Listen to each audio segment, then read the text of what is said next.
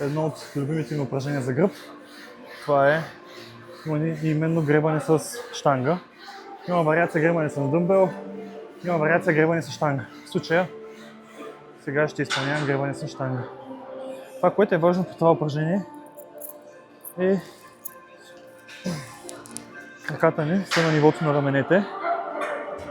Пускаме тялото надолу, като се опитваме да бъдем максимално в колкото се може по-хоризонтална позиция. И от тук дърпаме към ниската част на корема, като се опитваме да издърпваме лактите максимално назаде, избутвайки гърдите напред. Оп, за да натоварим както трябва в гърба.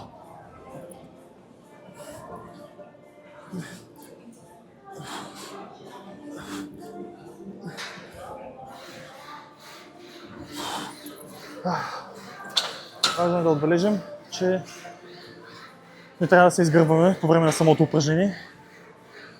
Максимално добра техника, за да опазим гърба, най-вече кръста.